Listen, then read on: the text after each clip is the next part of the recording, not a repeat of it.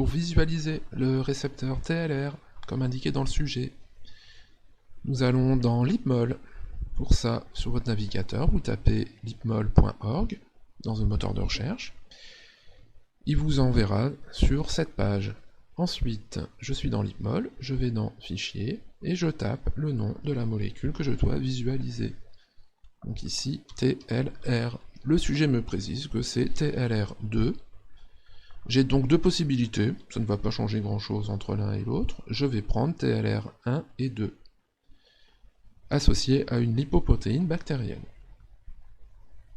Je sais à quoi sert TLR2, c'est indiqué dans un des documents du sujet, qui doit être le document 2.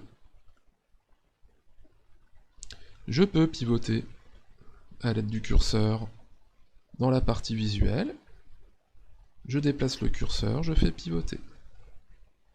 J'observe deux molécules en forme de C.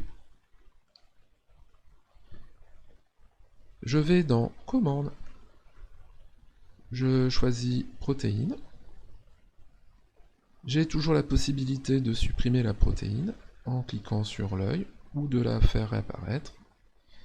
Je la représente sous forme de ruban avec des résidus pour simplifier le visuel. Je vais supprimer les glucides qui ne me servent à rien. Je vais dans Glucides.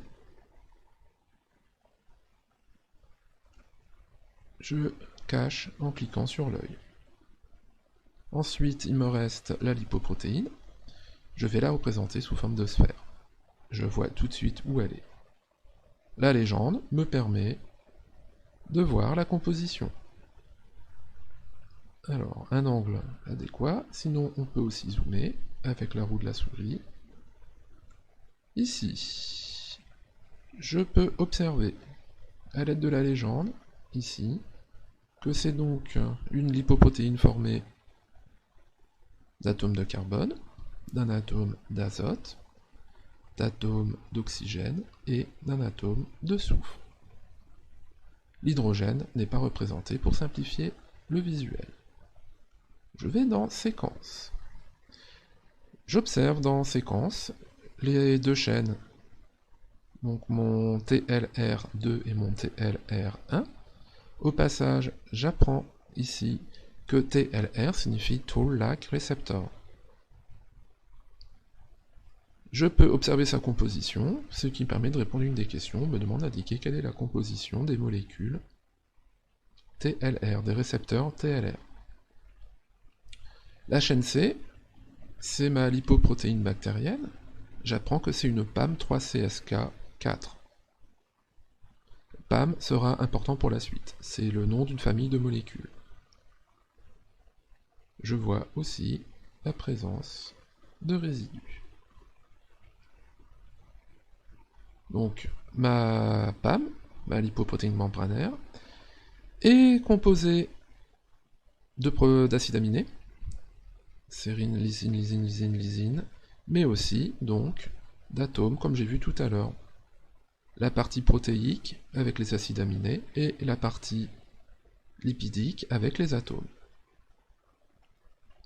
Je vais aller ensuite dans Interaction. Si Interaction ne s'affiche pas sur votre écran parce qu'il est plus petit, vous cliquez sur la petite flèche à côté pour faire défiler le menu. Je vais dans Interaction. Je vais choisir avec un ligand. Je clique dans Sélectionner un ligand. J'ai la liste. Et ma lipoprotéine se trouve tout en bas. C'est la dernière. Je clique sur Créer une interaction.